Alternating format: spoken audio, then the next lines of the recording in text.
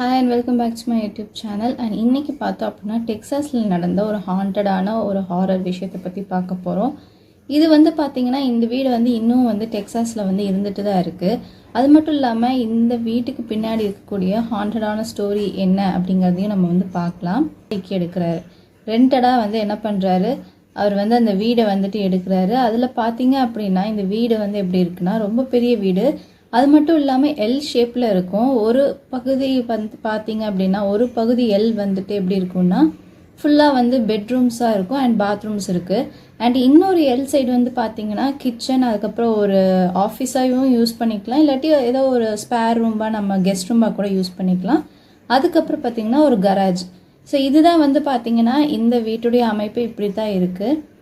இவங்க என்ன பண்ணியிருக்காங்கன்னு பார்த்தீங்கன்னா இவருக்கு இவர் வீட்டுக்கு குடியேறினதுக்கப்புறம் என்ன பண்ணுறாருன்னா இந்த மாதிரி அவர் அவரோட ரூமில் இருக்கார். அவர் ரூமுக்கு பக்கத்துலேயே அவருடைய மூத்த மகன் பார்த்திங்கன்னா டிசேபிளான பர்சன். அவருக்கு பார்த்திங்கன்னா மைண்டு சம்மந்தப்பட்ட ஒரு பிரச்சனை இருக்கிறனால அவராக எந்திரிச்சு போய் பாத்ரூம் யூஸ் பண்ணுறது அந்த மாதிரியான விஷயங்கள்லாம் ரொம்பவே சிரமமான விஷயம். அதனால் எப்போவுமே சரி இவர் தான் அந்த பையனை ரொம்பவே டேக் கேர் பண்ணிக்கிட்டு இருக்காரு.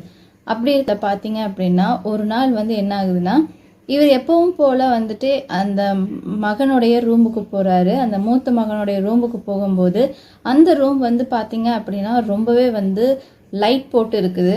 அந்த லைட் பார்த்தீங்க அப்படின்னா இவங்கெல்லாம் ஆஃப் பண்ணிட்டு தான் படுத்திருக்காங்க. பட் ஸ்டில் அங்கே யாரோ ஆப்ரேட் பண்ண மாதிரி லைட் எரிஞ்சிருக்கு.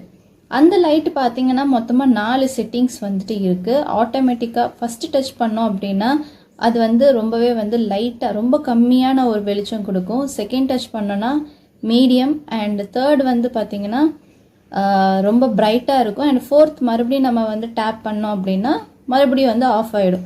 ஸோ இந்த லைட் செட்டிங் இருக்குது. இது அவங்க டிசேபிள் பையனால் அதை ஆப்ரேட் பண்ண முடியாது. அப்போ யார் தான் இந்த லைட்டை ஆப்ரேட் பண்ணுறா அப்படிங்கிறதும் தெரியாமல் இருக்குது.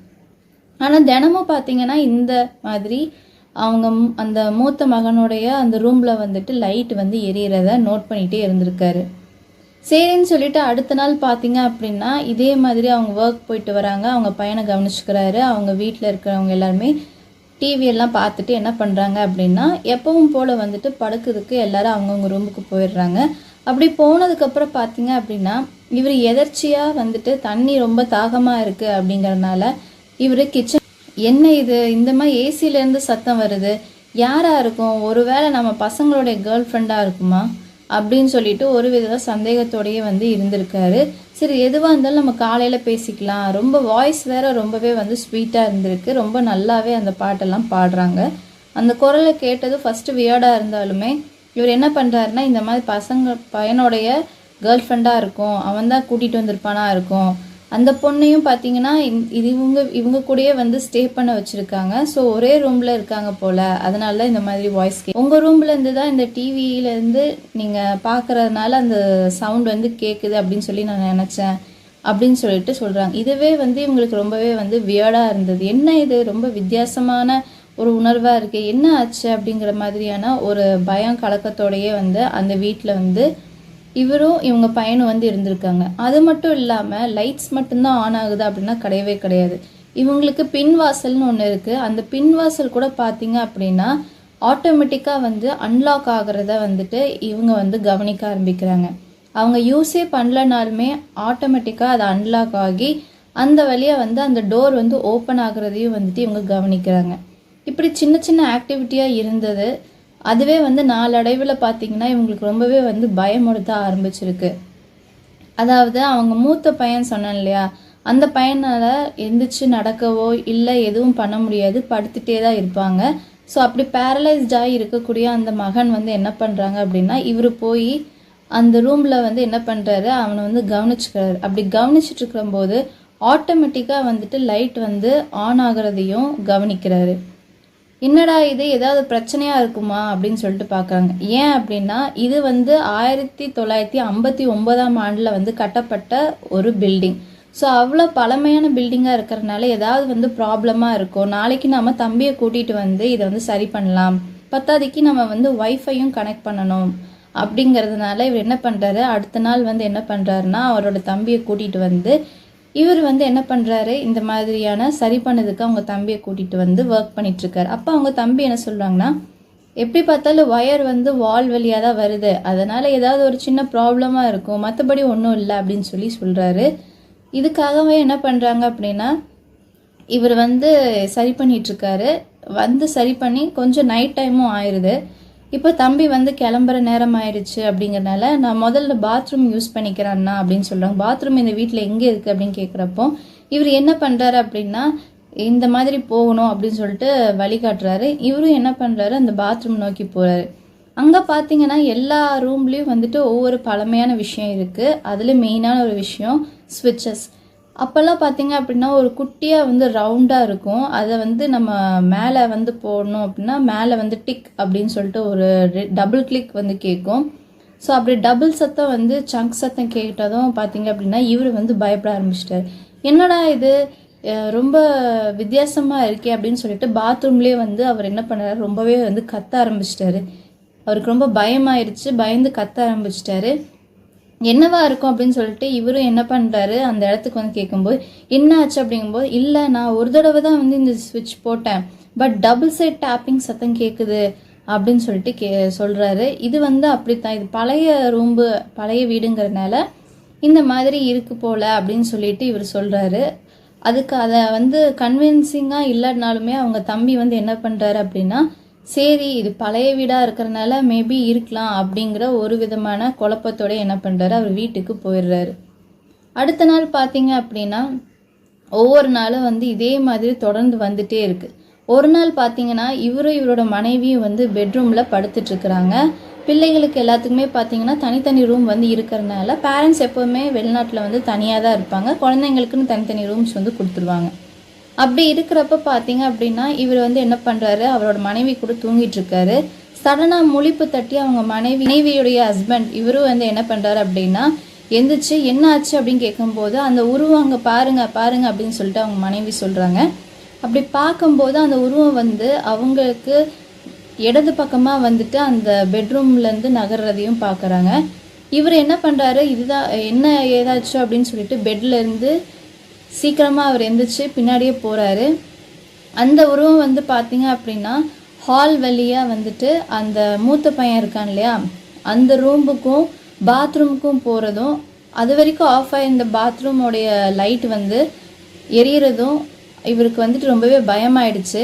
இவர் அது என்னன்னு சொல்லிட்டு நம்ம முழுசாக பார்க்கணும் அப்படிங்கிறதுக்காக அவர் என்ன பண்ணுறாரு, ஹாலில் இருக்கக்கூடிய லைட்டை வந்து ஆன் பண்ணுறாரு.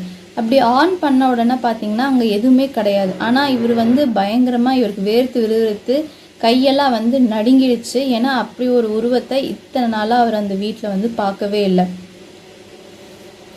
இந்த சம்பவத்துக்கு அடுத்து இவர் என்ன பண்ணுறாருன்னா, இதுக்கு மேலேயும் நம்ம வந்து விடக்கூடாதுன்னு சொல்லிட்டு அந்த வீட்டை வந்து வாங்கினார் இல்லையா, அந்த புரோக்கர்கிட்ட வந்துட்டு இவர் போய் விசாரிக்கிறார். அந்த புரோக்கர்கிட்ட விசாரிச்சுட்டு அவர் என்ன பண்ணுறாரு, இந்த வீட்டுடைய ஓனரை வந்து போய் சந்திக்கிறாரு. அப்படி ஓனரை சந்திக்கும் போது என்ன சொல்கிறாருன்னா, நான் இந்த மாதிரியான ஒரு விஷயத்தை இந்த வீட்டில் வந்து நான் பார்த்தேன், என்னங்கிறது எனக்கு தெரியலை, கிளியராகவே தெரியல, ஆனால் நான் அந்த மாதிரியான சம்பவங்கள்லாம் என்னோடய வீட்டில் வந்து வித்தியாசமாக நடக்க ஆரம்பிக்குது, ரொம்ப அமானுஷ்யமாகவே வந்துட்டு ஆக்டிவிட்டி நடந்துக்கிட்டே இருக்குது, இதுக்கு என்ன பண்ணுறதுன்னு தெரியல அப்படின்னு சொல்கிறப்போ இந்த ஓனர் வந்து என்ன சொல்கிறாரு அப்படின்னா, ஒரு விஷயத்தை வந்து சொல்ல ஆரம்பிக்கிறாரு. என்ன அப்படின்னா, நீங்கள் வந்துட்டு என்ன பண்ணுங்கள், உங்கள் பையன் ரூமில் வந்து ரொம்ப வியர்டாக இருக்குதுன்னு சொன்னீங்க இல்லையா, ரூமில் ஒரு வீடியோ கேமராவை செட் பண்ணுங்கள், ஏதாவது ஒரு ஆக்டிவிட்டி பேரநார்மல் ஆக்டிவிட்டி இருந்துச்சுன்னா கண்டிப்பாக அது வந்து நம்ம கேமராவில் வந்து பதிவாகும். அதை வச்சு நம்ம என்ன பண்ணலாம் அப்படின்னா, யார் இந்த வேலையை பண்ணுறாங்க, உண்மையாலுமே வந்து பேய் தான் இருக்கா இல்லை மனுஷன்தான் இந்த மாதிரியான விஷயத்த பண்ணுறானாங்கிறத கண்டுபிடிச்சிடலாம் அப்படின்னு இப்போ இந்த வீட்டில் இருக்காங்க இல்லையா, இவங்க வந்து என்ன பண்ணுறாங்க, மறுபடியும் வந்து ஓனர் கால் பண்ணி சொல்கிறாரு. என்னன்னா, இந்த வீட்டில் வந்து நீங்கள் வாங்கிறதுக்கு முன்னாடி ரெண்ட்டுக்கு நீங்கள் வர்றதுக்கு முன்னாடி அங்கே யாருமே கிடையாது, ஆனால் வந்து பார்த்தீங்க அப்படின்னா பல பேர் வந்து அந்த வீட்டில் வாழ கிடையாது, நீங்கள் வர்றதுக்கு முன்னாடி ஒரே ஒரு பெண்மணி மட்டும்தான் வந்துட்டு அந்த வீட்டில் வந்து வாழ்ந்துட்டு வந்தாங்க, அது மட்டும் இல்லாமல் அவங்க ஹஸ்பண்ட் பார்த்தீங்க அப்படின்னா ஒரு நோயால் அஃபெக்ட் ஆகிருந்தாங்க, அதே மாதிரி இந்த பெண்மணிக்கும் பார்த்தீங்கன்னா நீங்கள் உங்கள் பையனை படுக்க வச்சுருக்கீங்க இல்லையா, அதே ரூமில் தான் அந்த பெண்மணிக்கும் வந்துட்டு சிகிச்சை வந்து கொடுத்துட்டு இருந்தாங்க, அந்த பெண்மணியாலையும் பார்த்திங்கன்னா ரொம்ப பெரிய நோய் வந்து அவங்களுக்கு இருந்தது அப்படிங்கிறதையும், இவங்க 2 பேருமே பார்த்திங்க அப்படின்னா அவ்வளோ சீக்கிரம் அந்த வீட்டை விட்டு வெளியே வரமாட்டாங்கன்னோ, அந்த கிச்சனில் இருக்கக்கூடிய அந்த ஷட்டர் ஓப்பன் பண்ணி பார்க்குறது மட்டும்தான், வெளியே என்ன நடக்குதுன்னு பார்க்கறதுக்கு மட்டும்தான் வந்துட்டு இதை வந்து பயன்படுத்திட்டு இருந்தாங்க அப்படிங்கிறதையும் சொல்ல ஆரம்பிக்கிறாங்க. ஸோ அதுக்கப்புறம் பார்த்தீங்க அப்படின்னா கடைசியில் ஃபஸ்ட்டு வந்து அவரோட ஹஸ்பண்ட் இறந்து போகிறாங்க. அவங்க ஹஸ்பண்டு தான் அந்த மனைவியை பார்த்துட்டு இருந்திருக்காங்க. ஸோ பார்க்கறதுக்கு ஆள் இல்லாமல் அந்த பெண்மணியும் என்ன பண்ணுறாங்க, அதே வீட்டில் வந்து இறந்து போயிருக்காங்கங்கிறதும், ஒரு வாரத்துக்கு அப்புறம் தான் வந்து பார்த்தீங்க அப்படின்னா அவங்களுக்கு வந்துட்டு இந்த மாதிரி ஸ்மெல் வரும் இல்லையா, அக்கம் பக்கத்தில் இருக்கவங்களாம் சொல்லி பார்த்தீங்கன்னா பாத்ரூம் லைட்டும் அந்த பையனோட அந்த பெண்மணி இருந்தாங்க இல்லையா, இப்போ இருக்கக்கூடிய பையனுடைய அந்த ரூமில் மட்டும்தான் லைட் எரிஞ்சிட்டு இருந்ததாகவும் வந்து சொல்லியிருக்கிறாங்க. அதனால தான் வந்து உங்கள் வீட்டில் வந்துட்டு இந்த மாதிரியான சம்பவங்கள் வந்து ஆக்டிவிட்டி வந்து நடந்துட்டுருக்குது அப்படிங்கிறதையும் வந்துட்டு சொல்லியிருக்காரு. இதை கேட்டதும் இவருக்கு வந்து என்ன பண்ணுறதுன்னு தெரியாமல் அவருடைய கேர்ள் ஃப்ரெண்ட் வந்து பக்கத்தில் தான் இருக்காங்க. ஸோ அவங்களுடைய வீட்டுக்கு வந்து என்ன பண்ணுறாங்க, குடும்பத்தோடு வந்து என்ன பண்ணுறாங்கன்னா ஷிஃப்ட் ஆகிடுறாங்க. ஸோ இப்போ ஆப்போசிட்டில் தான் இருக்குது. ஆப்போசிட் இந்த வீட்டை வந்து நம்ம பார்க்க முடியும். ஸோ எதுவாக இருந்தாலுமே சரி அப்படின்னு சொல்லிட்டு இவங்க என்ன பண்ணுறாங்க, உடனே இங்கேருந்து நம்ம கிளம்பி ஆகணும். ஏன்னா மூத்த பையனுக்கு வந்து உடம்பு சரியில்லாத ஒரு நிலமை, பசங்க வேறு இருக்காங்க. ஸோ எல்லாருமே வந்துட்டு பாதுகாப்பாக வந்து இருக்கணுங்கிறதுக்காக என்ன பண்ணுறாங்கன்னா இந்த முடிவை வந்து இவர் எடுக்கிறாரு.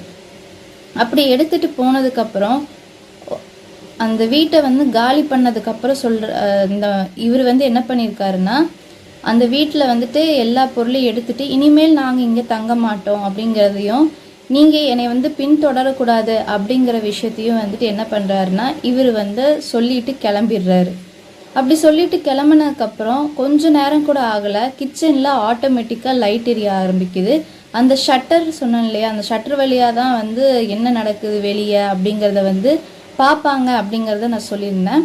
ஸோ அதே மாதிரி ஓப்பன் ஆகிறதையும் கவனித்து என்ன தான் நடக்குது, ஐயோ நம்ம தப்பிச்சு போகணும் அப்படின்னு சொல்லிட்டு என்ன பண்ணுறாங்கன்னா ஹஸ்பண்ட் ஒய்ஃப் குழந்தைங்க எல்லாருமே வந்து ஓடி அவங்களுடைய அந்த கேர்ள் ஃப்ரெண்டோடைய வீட்டுக்கு வந்து போயிட்டு இருக்காங்க. அங்கே ஸ்டே பண்ணிகிட்டே வந்து பார்க்கும்போது ஒவ்வொரு நாளும் பார்த்தீங்க அப்படின்னா ஆக்டிவிட்டி வந்து அந்த வீட்டில் இருக்கிறதையும் இவங்க வந்து நோட் பண்ணுறாங்க. இப்படியே நோட் பண்ணிட்டு இருந்திருக்காங்க. அதுக்கப்புறம் பார்த்தீங்க அப்படின்னா அந்த வீட்டில் வந்துட்டு இனிமேல் இருக்கக்கூடாதுன்னு சொல்லி முடிவு பண்ணிவிட்டு அவங்க என்ன பண்ணி வீட்டில் ஸ்டே பண்ணாலுமே இத்தனை பேர் ஒரு குடும்பத்தில் ஒரு வீட்டில் வந்து வாழ முடியாதுங்கிறதுக்காக இவங்க என்ன பண்ணுறாங்க அப்படின்னா வேற ஒரு வீட்டுக்கு வந்து குடிபெயர்ந்து போயிடுறாங்க.